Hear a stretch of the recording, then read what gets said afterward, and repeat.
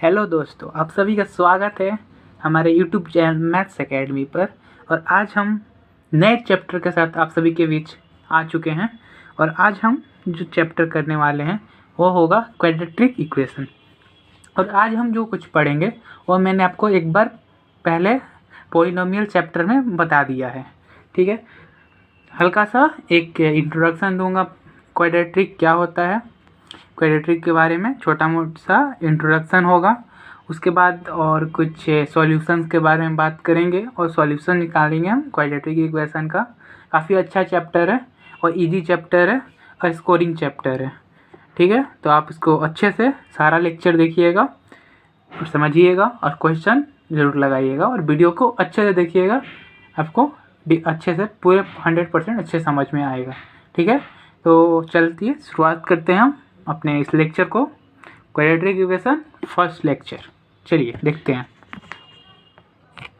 तो चलिए दोस्तों देखते हैं अब क्वाड्रेटिक इक्वेशन होता क्या है। ठीक है, अभी इंट्रोडक्शन पार्ट ही है, आपको भी अच्छे से समझाता हूँ क्वाड्रेटिक होता क्या है। सबसे पहले मैं जनरल टर्म लिखवाता हूँ कि क्या होता है। ठीक है, general equation of quadratic equation. ठीक है,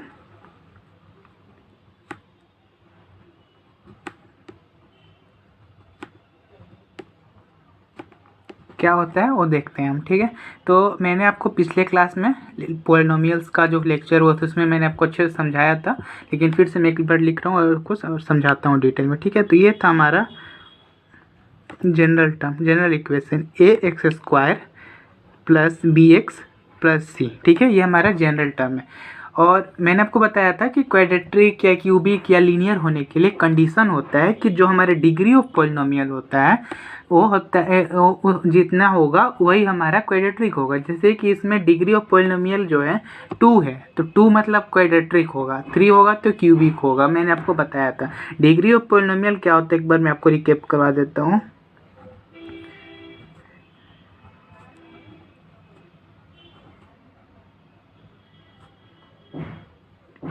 डिग्री ऑफ पॉलिनोमियल मैंने बताया था हाईएस्ट पावर ऑफ वेरिएबल। ठीक है, हाईएस्ट पावर ऑन वेरिएबल होगा तो ठीक है, तो वेरिएबल क्या होता है मैंने बताया था, जिसका वैल्यू फिक्स नहीं होता है उसे हम वेरिएबल कहते हैं।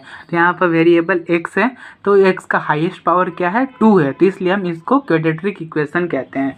जिसका पावर 2 होगा क्वाड्रेटिक और जिसका 1 होता है उसको लीनियर और जिसका 3 होता है क्यूबिक। ठीक है, मैंने आपको पॉलिनोमियल्स के पॉलिनोमियल्स ही लेक्चर में बताया था, पॉलिनोमियल्स के लेक्चर में मैंने आपको ये सब समझाया था।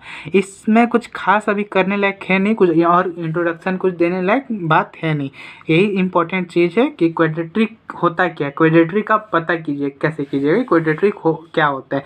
तो आपको बस याद रखना है क्वाड्रेटिक के लिए इंपॉर्टेंट है कि जो हमारा डिग्री ऑफ पॉलिनोमियल होगा, जो हाईएस्ट पावर होगा वेरिएबल पर, वह 2 होना चाहिए। जैसे कि इस इक्वेशन में 2 है तो ये हमारा क्वाड्रेटिक हो जाएगा। जैसे कि एक एग्जांपल ले लूँ तो जैसे मान लेते हैं 3x² प्लस 5x प्लस 2, तो ये हमारा क्वाड्रेटिक इक्वेशन हो गया, क्योंकि हमारा हाईएस्ट डिग्री ऑफ पॉलिनोमियल क्या गया है 2 गया है। तो यहाँ पर हमारा क्या हो जाएगा, ये क्वाड्रेटिक इक्वेशन हो जाएगा। तो आपको एनसीईआरटी आप जब खोलेंगे तो आपको एक्सरसाइज 1 में आपको दिया जाएगा कि बताना है कि दिया हुआ जो नंबर है वो कुछ फॉलोइंग कोई इक्वेशन दिया गया है, तो आपको बोला जाएगा कि इसमें बताइए आप कि ये क्वाड्रेटिक है कि नहीं है। तो आप कैसे पता कीजिएगा, तो आपको बस पता करना है कि हमारा पावर क्या है, डिग्री ऑफ पॉलिनोमियल्स कितना है। अगर डिग्री ऑफ पॉलिनोमियल्स 2 दिख रहा है तो हम डेफिनेटली बोल सकते हैं कि यह हमारा क्वाड्रेटिक इक्वेशन है। अगर नहीं दिखता है, 3 दिखता है या 1 दिखता है, तो हम बोल देंगे ये हमारा क्वाड्रेटिक इक्वेशन नहीं है। ठीक है, तो एक्सरसाइज हम एनसीईआरटी की बात करें तो या कोई भी बुक का बात करें तो सबसे पहले हमें एनसीईआरटी के अकॉर्डिंग पढ़ रहे हैं, तो एनसीईआरटी के अकॉर्डिंग ही आपको एग्जाम में भी आएगा। तो एनसीईआरटी में सबसे पहले जो एक्सरसाइज में इंट्रोडक्शन कुछ है बहुत लंबा चौड़ा, जो कुछ काम का नहीं है। ठीक है, जो क्वेश्चन है, क्वेश्चन में आपको बताना, पहला बताना होगा कि आप कौन सा इक्वेड्रेटिक है या नहीं है, एक ये हो गया। और जैसे कि मैंने आपको इक्वेशन कराया था जो पिछले चैप्टर में, वही है वर्ड प्रॉब्लम से, जिसको आपको क्वेड्रेटिक के फॉर्म में लाना है। तो मैं उनसे कुछ क्वेश्चन करवा देता हूँ, उसके बाद हम सॉल्यूशन ऑफ क्वेड्रेटिक इक्वेशन पर आएंगे। ठीक है, आपको बेसिक में इतना याद रखना है कि हमारा क्वेड्रेटिक इक्वेशन का क्या होता है। ठीक है, x square b x plus c और 3x स्क्वायर प्लस ये मैंने एक एग्जांपल दे दिया और एक जनरल टर्म हो गया।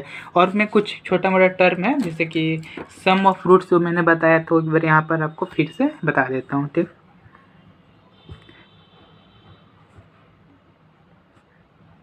इफ अल्फा एंड बीटा और ये याद रखना, जितना डिग्री ऑफ पोलिनोमियल होगा उतना हमें सॉल्यूशंस मिलेंगे, ये हमें याद रखना है। If alpha and beta are two roots of solution of quadratic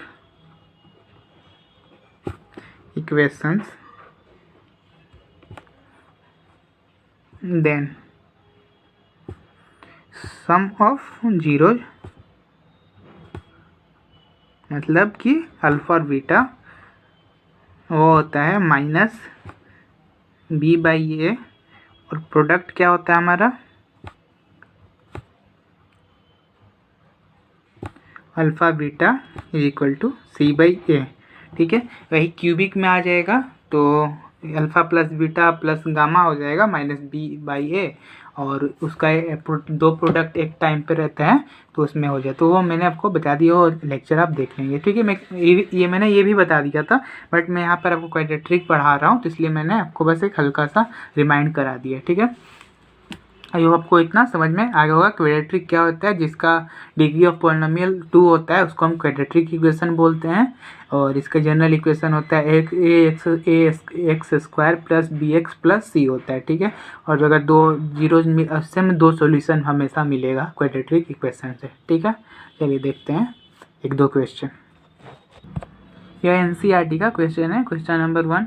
इसमें क्या कह रहा है कि दो इक्वेशन दिया हुआ, बहुत सारे इक्वेशन है लेकिन मैंने दो लिया है। इसमें मुझे चेक करना है कि क्वाड्रेटिक है कि नहीं हो। दिया हुआ जो इक्वेशन है वो क्वाड्रेटिक है कि नहीं है, वो हमें चेक करना है। कैसे चेक करना है उसको वो मैं आपको पहले बता देता हूँ, समझाता हूँ। ठीक है, चलिए देखते हैं। तो हम अगर फर्स्ट इक्वेशन को सबसे पहले देखें,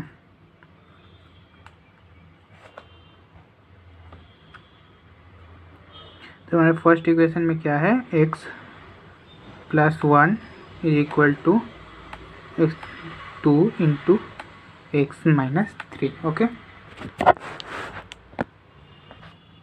तो हम क्या आगे इसको एक्सपेंड करेंगे। अगर x प्लस 1 स्क्वायर को खोला जाए तो क्या होगा, जब ओपन करेंगे ब्रैकेट स्क्वायर हटाएंगे तो कैसे होगा, x plus 1 a plus b square क्या होता है, a square plus b square plus 2ab। तो यहाँ भी हम वही यूज करेंगे, x square plus 1 plus 2 into 1 into x मतलब 2x। ठीक है, और इधर मल्टीप्लाई करेंगे तो 2x होगा, और ये माइनस 6। ठीक है, 2 इंटू 3 माइनस 6 होगा, तो हो गया एक्स स्क्वायर, और ये हमारा 2x कट जाएगा। ऐसा आपको आता होगा क्योंकि 2x अगर हम इधर लाएंगे तो साइन माइनस हो जाएगा, तो ये माइनस माइनस प्लस कट जाएगा। तो यहाँ पर ऐसे ही हम इसको काट देते हैं और यहाँ पर 2x कट गया, तो क्या बचेगा अब इधर देखते हैं। X square plus 1 is equal to minus 6, ये इधर आ जाएगा, तो x square plus 7 is equal to 0। तो यहाँ पर अब एक चीज़ देखिएगा कि जो हमारा डिग्री ऑफ पोलिनोमियल गया है वो क्या है, 2 है। ठीक है, डिग्री ऑफ पोलिनोमियल क्या है हमारा, 2 है। तो इसको हम क्या बोल सकते हैं, क्वाड्रेटिक बोल सकते हैं नहीं। तो जाहिर सी बात है, अगर हमें ज़रूरी नहीं है कि एक और कोफिशिएंट x या 4x मिले ही मिले, नहीं मिलेगा तो भी चलेगा। बस हमें देखना है कि हाईएस्ट डिग्री जो वेरिएबल पर होगा वह 2 होना चाहिए। तो यहाँ पर 2 आ रहा है, तो हम यहाँ पर बोल सकते हैं hence degree of quadratic equation is 2, therefore you conclude that given equation is quadratic। ठीक है, समझ में आ गया। हमें बस अगर इस टाइप में दिया रहेगा, जैसे कि ये दिया है ना एक्स प्लस स्क्वायर, मतलब उस फॉर्म में दिया नहीं है, क्वाड्रेटिक के फॉर्म में, हमें क्वाड्रेटिक के फॉर्म में अरेंज करना है। अगर हो जाए तो ठीक है, नहीं होगा तो हम इसे बोल देंगे कि वो हमारा क्वाड्रेटिक नहीं है। जैसे कि इसमें हमने किया तो क्वाड्रेटिक के फॉर्म में आ गया, तो हम इसे बोल सकते हैं कि क्वाड्रेटिक है। और यहाँ पे बी एक्स नहीं है, मतलब बी एक्स जो जनरल इक्वेशन से कंपेयर करें तो बी एक्स टर्म नहीं है यहाँ पर, उससे कोई फ़र्क नहीं पड़ता है। हमें बस ध्यान देना है कि एक्स का हाईएस्ट पावर जो गया है वो इम्पोर्टेंट हो हमारे लिए। तो हम देख सकते हैं कि एक्स का हाईएस्ट पावर क्या गया है, 2 गया है, तो हम इसे बोल सकते हैं कि क्वाड्रेटिक इक्वेशन है। ठीक है, अब सेकेंड इक्वेशन देखते हैं। सेकेंड इक्वेशन हमारा क्या है, x square minus 2x minus 2 3 minus x. ठीक है,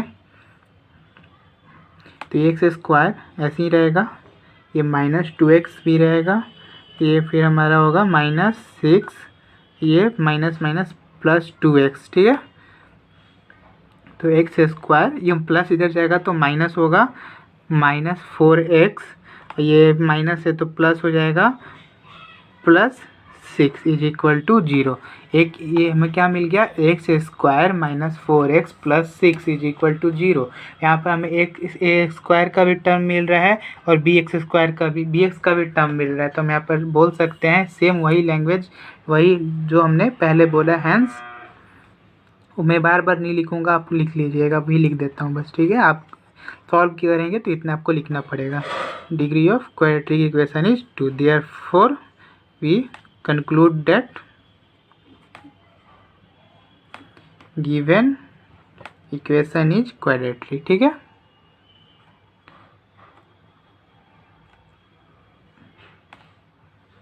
समझ में आ गया कैसे हम करेंगे। पहले हम डिग्री ऑफ पॉलिनोमियल्स चेक करेंगे, क्वाड्रेटिक नहीं दिया रहेगा, क्वाड्रेटिक में अरेंज करेंगे, फिर उसका डिग्री ऑफ पॉलिनोमियल देखेंगे। अगर हाईएस्ट डिग्री ऑफ पॉलिनोमियल 2 मिल जा रहा है तो हम बोल देंगे कि ये क्वाड्रेटिक इक्वेशन है। ठीक है, ठीक है, देख लिया, समझ में आ गया आपको।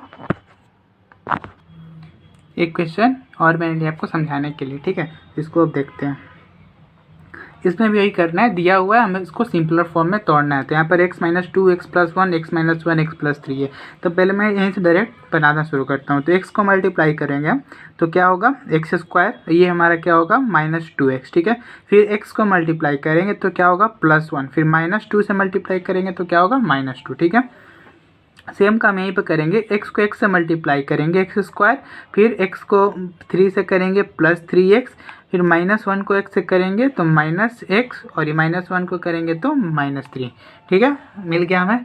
फिर यहाँ पर अब देखते हैं कि एक्स स्क्वायर तो सिंपली कट जा रहा है। जब हमारा एक्स स्क्वायर ही नहीं बच रहा है तो ये हमारे लिए क्वाड्रेटिक इक्वेशन होगा कैसे। ठीक है, तो आगे हम देखते हैं इसको एक बार। माइनस ये क्या होगा, -x और ये +3x, तो इधर जाएगा ये -3x, और ये हमारा -x, ये +3x, तो इधर 4x हो जाएगा। सॉरी, यहाँ भी 2x है ना, तो एक सेकेंड, ये हमारा +x माइनस, ये तो -x हो गया, ये -x कट जाएगा तो 3x + 2 बचेगा, 3x + 2 = 0। तो ये क्या, ये तो हमारा खुद एक ये लीनियर इक्वेशन में आ गया। देयर फॉर हैंस, आप लिख लीजिएगा, मैं लिख देता हूँ जल्दी जल्दी। डिग्री ऑफ पॉलिनोमियल क्या आ गया, क्वाड्रेटिक इक्वेशन क्या आ गया, सॉरी इक्वेशन होगा, क्वाड्रेटिक हम पता क्या है, डिग्री ऑफ इक्वेशन या polynomial is 1, therefore it is not a quadratic equation. ये हमारा एक क्वाड्रेटिक इक्वेशन नहीं होगा। ठीक है, समझ में आ गया। कुछ नहीं करना है, अगर इस टाइप का क्वेश्चन दिया रहेगा तो हम अरेंज करेंगे पहले, उसके बाद हम बता देंगे कि क्वाड्रेटिक इक्वेशन है कि नहीं है। हमें सिंपलर फॉर्म में नहीं दिया रहेगा, अलग अलग कॉम्प्लेक्स फॉर्म में दिया रहेगा, उसको हमें सिंपल फॉर्म में लाकर देखना है कि क्वाड्रेटिक है कि नहीं, और कैसे बताएंगे, हाईएस्ट डिग्री ऑफ पॉलिनोमियल हमारा 2 होना चाहिए। आई होप आपको समझ में आ गया होगा। अब कुछ वर्ड प्रॉब्लम कर लेते हैं। अभी बेसिक हम बता रहे हैं कि क्वाड्रेटिक हमें चेक करना है, क्वाड्रेटिक हमें फॉर्मेशन करना है, बनाना है, तो कैसे होगा वो देख रहे हैं। ठीक है, चलिए अब एक वर्ड प्रॉब्लम पे देखते हैं वो क्वाड्रेटिक कैसे बनता है इक्वेशन। ठीक है, चलिए एक और क्वेश्चन देखते हैं, क्वेश्चन नंबर 2। ये भी एनसीईआरटी का क्वेश्चन है। ठीक है, क्वेश्चन क्या है कि the area of rectangular plot is 528 metre square.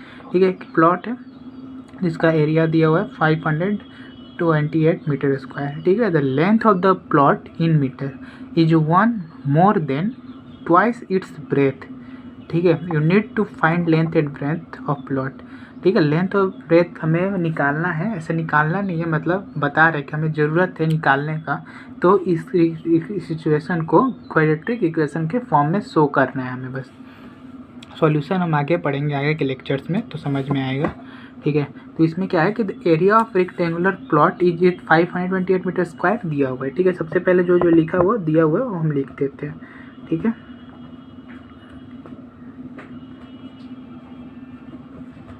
Five 528 metre square ये गिवन है, ठीक है। अब क्या बोल रहा है, the length of the plot in metre चाहिए। The length of plot is 1 more than, ध्यान सुनिए, the length of the plot 1 more than, एक ज़्यादा, किससे ज़्यादा, twice its breadth. The length of plot is 1 more than twice its breadth, मतलब उसका जो ब्रेथ है, ब्रेथ का जो डबल होगा वो एक ज़्यादा है, उससे एक ज़्यादा है हमारा लेंथ, ठीक है। ध्यान से समझिएगा क्या बोल रहा है कि the length of the plot is 1 more than, एक ज़्यादा है ब्रेथ से, मतलब कि तो एक ज़्यादा है ट्वाइस इट्स ब्रेथ, मतलब ब्रेथ का भी double plus 1, more then 1 plus क्या है, समझ में आ रहा है ना, more than 1 of its, more than twice its breadth, मतलब कि जो ब्रेथ है उसका 2 गुना प्लस 1 ज़्यादा है लेंथ। तो सबसे पहले लेट ब्रेथ भी, ब्रेथ को हम x मान लेंगे, ब्रेथ भी x होगा, देन लेंथ क्या होगा बताइए आप सभी, y नहीं मानेंगे क्योंकि हम double pair of linear equation in 2 variable नहीं पढ़ रहे हैं, यहाँ पे क्वाड्रेटिक इक्वेशन पढ़ रहे हैं, ठीक है। तो अभी क्वेश्चन समझते हैं क्या बोल रहे हैं, लेंथ इज 1 मोर देन किससे मोर, ट्वाइस इट्स ब्रेथ, मतलब कि ब्रेथ का 2 गुना, मतलब जो ब्रेथ 5 होगा तो लेंथ 10 + 1 होगा, कहने का मतलब ध्यान से समझिएगा 2x होगा, क्यों, क्या बोल रहा है, लेंथ इज 1 मोर देन, अब बोल देंगे कि मोर देन 5 देन, ठीक है, मोर 5 लेंथ इज, मतलब मान लीजिए 10 इज मोर देन 5, ठीक है, 10 इज मोर देन 5, 10 क्या है 5 से ज़्यादा है, किससे, तो यहाँ पर मोर देन के बाद एक टर्म आ रहा है ट्वाइस इट्स ब्रेथ, तो किससे बड़ा है, तो 2x से 1 बड़ा है, कौन, लेंथ। तो हमारा लेंथ का जो बनेगा 1 + 2x होगा, समझ में आया। क्या बोल रहा था, एरिया दिया हुआ है, लेंथ बोल रहे हैं क्या कि 1 metre more than twice its breadth, तो क्या हो जाएगा हमारा 1 + 2x, यहाँ पर काम खत्म, अब कुछ नहीं बचता है। एरिया ऑफ रेक्टेंगल क्या होता है पता होगा, area of rectangle is equal to L × B। अब देखिए यहाँ पर L क्या है हमारा 1 + 2x is equal two into x क्या होगा 1x + 2x स्क्वायर, तो क्या हो गया हमारा 2x स्क्वायर प्लस x, मतलब x यहाँ पे इतना ही रहने दीजिए, 2x स्क्वायर प्लस x क्या हो रहा है हमारा, ये लेंथ था, एक क्वाड्रेटिक इक्वेशन आ रहा है किस, एरिया ऑफ रेक्टेंगल के फॉर्म में, ठीक है। अभी और इसमें आएगा, सॉरी ये हमारा इतना आ गया, अब एरिया ऑफ रेक्टेंगल देखिए कितना हुआ, एरिया ऑफ रेक्टेंगल दिया हुआ है 528 is equal to 2x square plus x, तो हमारा जो मेन इक्वेशन बनेगा 2x square plus x minus 528 is equal to 0, ये हमारा क्या हो गया क्वाड्रेटिक इक्वेशन। हमारा रिक्वायर्ड क्वाड्रेटिक इक्वेशन क्या हो गया 2x square plus x minus 528, ठीक है, ये हमारा आंसर हो जाएगा, क्योंकि हमें सिर्फ क्वाड्रेटिक इक्वेशन ग्राफ में हमें शो करना था, तो दिया हुआ था, समझ में आ गया। लेंथ क्या है 1 मोर देन, एक ज़्यादा है लेंथ, अब किससे, अब उसको हम एक आपको एग्जांपल लेके दिखाते, मान लीजिए हम x को 5 मान लिए, ठीक है, तो क्या है 5, तो ये क्या हमारा 10, 5 × 10 + 11, तो क्या बोला length is 1 more than twice its breadth, मतलब 2 गुना उसके ब्रेथ का 2 गुना 10 + 1 11, तो जाहिर सी बात है ये हमारा बड़ा हो रहा है, ठीक है, समझ में आ गया। चलिए एक और क्वेश्चन देखते हैं, एक और क्वेश्चन लाया हूँ, ये क्वेश्चन काफ़ी ईजी है, मैं आपसे आपका NCERT का 4.1 सारा करवा दूंगा, ठीक है। काफ़ी इजी एक्सरसाइज है और ये क्वेश्चन भी काफ़ी इजी है, आपको समझ में आ भी रहा होगा, देखिएगा बनेगा तुरंत। ठीक है, क्या क्वेश्चन है? The product of two consecutive positive integers is 306। You need to find क्या है इंटीजर्स रिप्रेजेंट क्वाड्रेटिक इक्वेशन। ठीक है, बहुत ईजी क्वेश्चन। कंसेक्यूटिव मतलब क्या होता है? लगातार। और पॉजिटिव मतलब क्या होता है? जो हमारा पॉजिटिव 1 2 3 4 5 नंबर है वो होगा। और एज क्या है? वो 306। हमें बताना है कि इंटीजर्स क्या होंगे। हमें पता नहीं इंटीजर्स क्या है, तो हम क्या करेंगे, लेट टू कंजिक्यूटिव का मतलब 5 है तो 6 होना चाहिए, 7 है तो 8 होना चाहिए। ठीक है, लेट टू कंजिक्यूटिव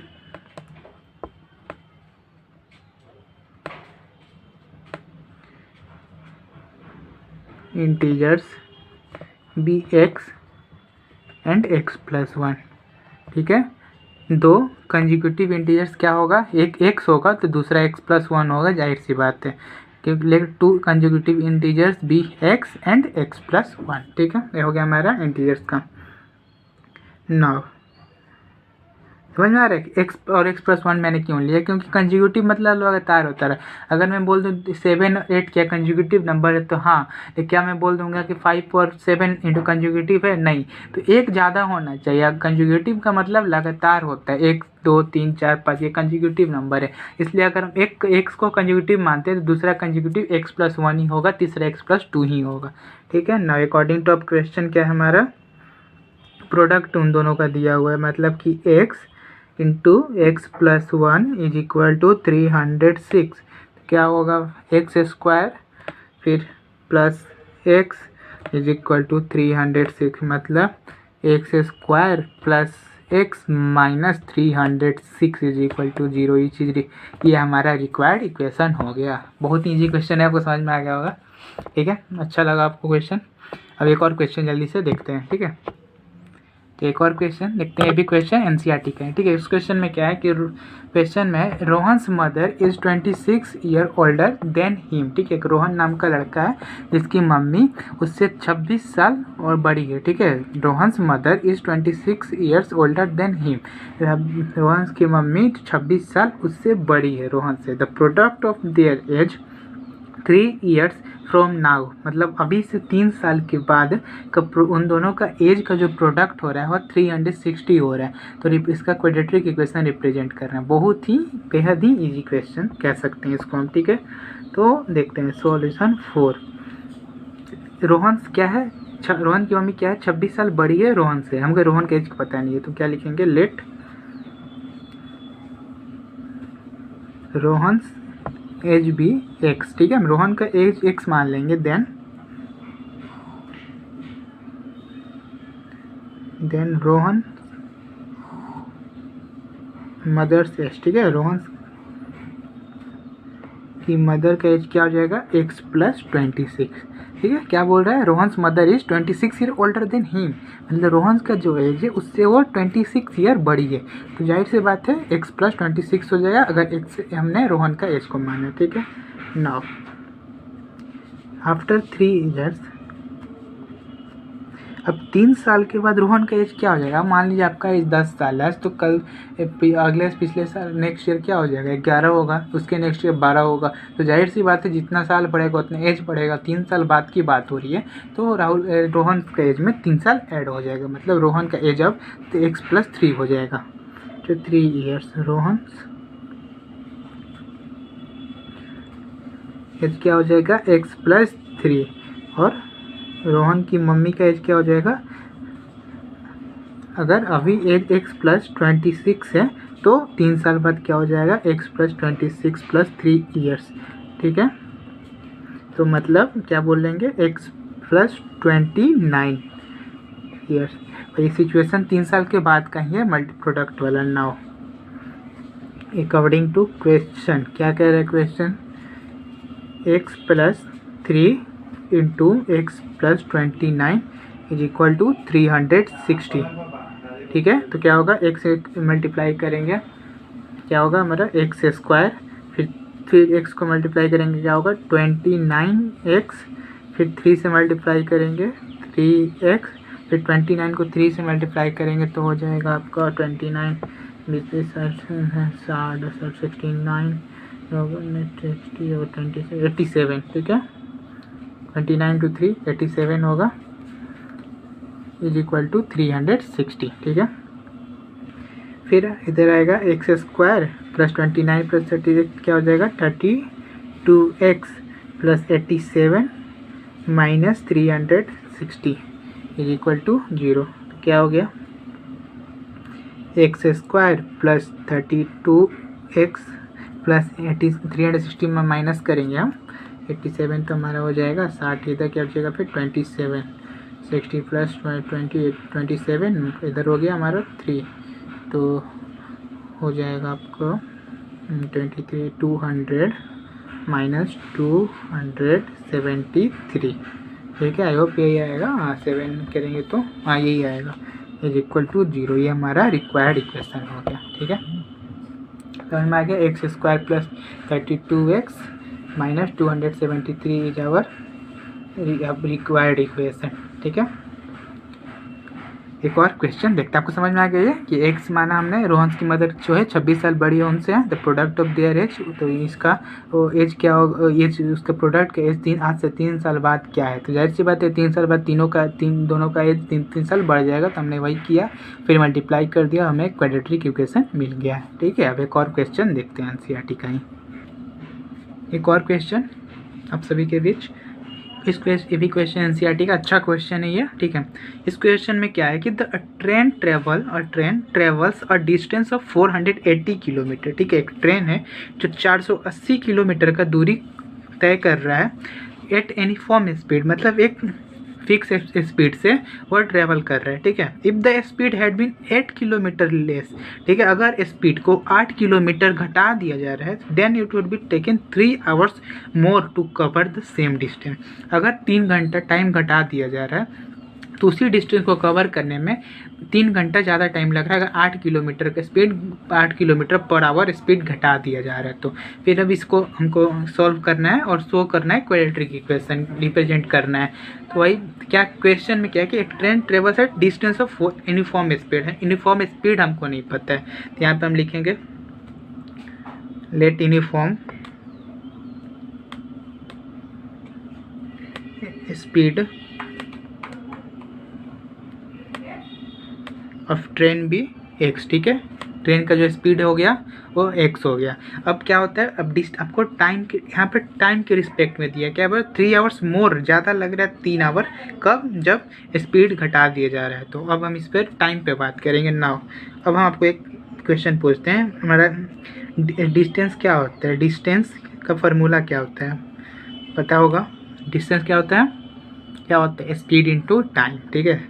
तो हमारा डिस्टेंस जो होता है स्पीड इंटू टाइम होता है, तो स्पीड क्या, टाइम क्या होगा हमारा डिस्टेंस बाय स्पीड, ठीक है। डिस्टेंस क्या है 480 किलोमीटर बाय स्पीड क्या माना हमने x माना, ये शुरू का कंडीशन है, ये हमारा टाइम हो गया, ठीक है।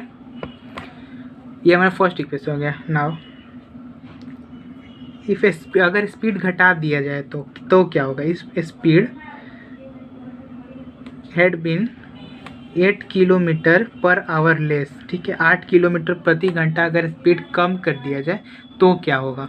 तो हमारा जाहिर सी बात है, आप ध्यान समझिएगा, पहले हमारा डिस्टेंस टाइम, यहाँ पे टाइम दिया हुआ है, हम टाइम का रिस्पेक्ट में लेकर चल रहे, 3 आवर्स ज़्यादा लग रहा है तो हमें टाइम पे काम करना है, बस डिस्टेंस हमें नहीं पता। और क्वेश्चन में भी यही लिखा है कि हमें स्पीड निकालना है, मैंने लिखा नहीं है लेकिन आप क्वेश्चन पढ़िएगा एनसीईआरटी को, उसमें निकालना है स्पीड, ठीक है। 480/x होगा। अब क्या हो रहा है, स्पीड 8 किलोमीटर प्रति आवर घट जा रहा है, तो क्या, जब स्पीड हैड बीन 8 किलोमीटर और लेस, देन स्पीड क्या होगा, then speed is equal to x minus 8 kilometre per hour. अब ऐसा क्यों, क्योंकि हम शुरू से क्या मानते आ रहे हैं, हमारा जो यूनिफॉर्म स्पीड है वो x किलोमीटर है। जब शुरू में हमारा x किलोमीटर स्पीड है और हम उसको जब 8 घंटा प्रति आवर घटा दिए, तो जाहिर सी बात है हमारा अब एक्सप्रेशन क्या हो जाएगा, x minus 8 kilometre per our, ठीक है। समझ में आ गया यहाँ तक। चलिए अब आते हैं फिर से अपने फॉर्मूले पे। सिंस टाइम क्या होगा पता है, डिस्टेंस बाय स्पीड, डिस्टेंस क्या हमारा सेम डिस्टेंस के लिए दिया, क्या दिया, cover the same distance 480 by x minus 8 our.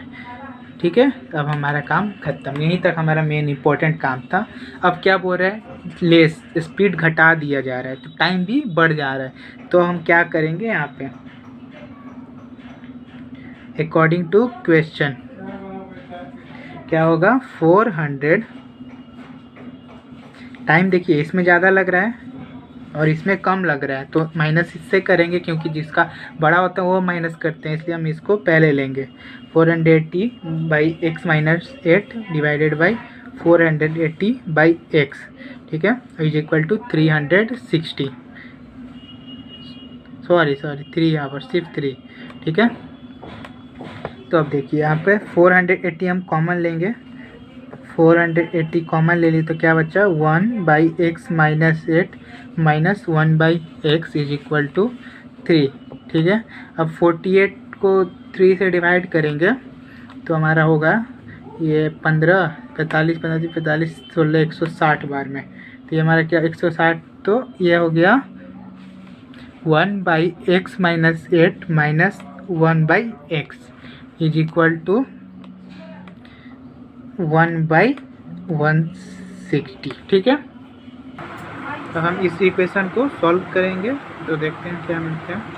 इधर x माइनस 8 इंटू एक्स, तो इधर जाएगा तो ये हमारा x माइनस 8, ठीक है, इधर x गया इधर माइनस हो गया तो हमारा क्या हो जाएगा x माइनस 8 है ना, तो हमारा इधर मल्टीप्लाई होगा तो माइनस एक्स प्लस 8 हो जाएगा, ठीक है। और यहाँ हमारा 1/160 रहेगा, ठीक है। फिर आगे बढ़े हैं तो 160 इधर जाएगा ये, तो ये क्या होगा, ये तो एक कट जाएगा, यहाँ मिलेगा 8 into 8 into 160 is equal to x square x into x minus 8x minus 8x, ठीक है।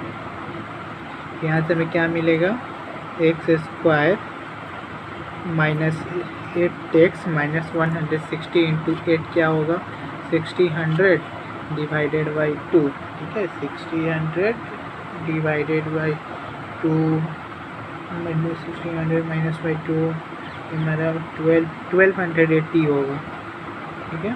160 इंटू 8 क्या होगा 3 आवर्स, इधर हो गया हमारा 168 इंटू 8, तो 1160 और इंटू 10 में से डिवाइड करेंगे तो 168 इंटू हमारा 1280 होगा, 8 इंटू 160, ओके, ठीक है। हमें इक्वेशन एक मिल गया पेट्रिक, जो बस हमें वही रिप्रेजेंट भी करना था, तो हमारा आंसर क्या हो गया x square minus 8x minus 1280, ठीक है, ये हमारा आंसर हो गया, ठीक है। आई होप आपको समझ में आ गया होगा। ये क्वेश्चन भी थोड़ा बहुत ही अच्छा क्वेश्चन था, ये से थोड़ा सा मतलब लंबा क्वेश्चन गया, लेकिन क्वेश्चन बहुत ही अच्छा था, ठीक है। क्वेश्चन में क्या था एक बार आपको मैं अच्छे से समझा देता हूँ। तो क्वेश्चन था कि यूनिफॉर्म स्पीड से 480 किलोमीटर का ट्रेन डिस्टेंस कवर कर रहा था, ठीक है, यूनिफॉर्म स्पीड से। फिर बाद में अगर उसने अपना स्पीड 8 किलोमीटर प्रति घंटा घटा लिया, तो उसके बाद उसका समय जो है 3 घंटा ज़्यादा हो गया, 3 घंटा उससे ज़्यादा टाइम लगा कवर करने में। तो पहले हमने x स्पीड मान लिया है, उसके बाद जब घट रहा है तो हम जाहिर सी बात 8 किलोमीटर घट रहा है तो स्पीड क्या हो जाएगा x माइनस 8, और टाइम का फार्मूला क्या होता है डिस्टेंस बाई स्पीड, तो डिस्टेंस कितना है 480, तो स्पीड जाहिर सी बात है क्या हो जाएगा टाइम क्या हो जाएगा 480 बाई एक्स हो गया। ये हमारा फर्स्ट सिचुएशन से मिला। सेकंड में क्या है कि जब हम टाइम घटा दिए तो हमारे साथ क्या हुआ कि 480 एंड एक्स माइनस 8, और जाहिर सी बात है उन दोनों का क्या है कि 3 घंटा ज़्यादा लग रहा है टाइम है, तो किसका टाइम ज़्यादा लग रहा है, इसका टाइम ज़्यादा लग रहा है, इसका कम लग रहा है, तो हम इससे माइनस कर देंगे। तो यहाँ पर हमने वही काम किया है, ठीक है। तो यहाँ पर हमने फिर इसके बाद सॉल्व किया, सॉल्व करना है आगे करने पर हमको ये आंसर मिल गया, ये हमारा रिक्वायर्ड इक्वेशन हो जाएगा, ठीक है। तो यहाँ से एक्सरसाइज 4.1 एनसीईआरटी का सारा कंप्लीट कर दिया। और वहाँ तक का सारा कुछ कंप्लीट कर दिया। आप देखा फिर से खुद से बनाइए, प्रैक्टिस कीजिए क्वेश्चन, ठीक है। और मैंने जो आज बेसिक था इंट्रो, आज कुछ खास था नहीं, बस यही समझाना था आज के क्वेश्चन कैसे डील करना था, ये समझना था।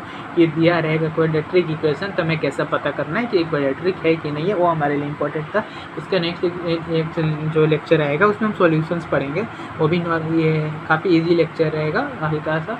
बस हमें जो हमें आता है मिड टर्म स्प्लिट वाला फॉर्म, वही यूज करके हम स्प्लिट करके सॉल्यूशन निकालेंगे, ठीक है, और समझेंगे कैसे बनेगा क्वेश्चन देखेंगे। और तो इस लेक्चर को यहीं पर एंड करते हैं और आगे के लेक्चर में हम सॉल्यूशन देखेंगे क्वाड्रेटिक इक्वेशन का कैसे निकलते हैं, ठीक है। तो चलिए तब तक हम आप क्वेश्चन बनाइए, प्रैक्टिस कीजिए। दूसरे चाहे आर में कोई भी अदर बुक है आपके पास तो आप उससे क्वेश्चन लगाइए, लेकिन आपसे बनेगा क्वेश्चन नहीं बनता तब कमेंट में पूछ भी सकते हैं। तो इस लेक्चर को हम यहीं पर एंड करते हैं, आपसे मिलते हैं हम नए लेक्चर में, तब तक के लिए बाय, थैंक यू।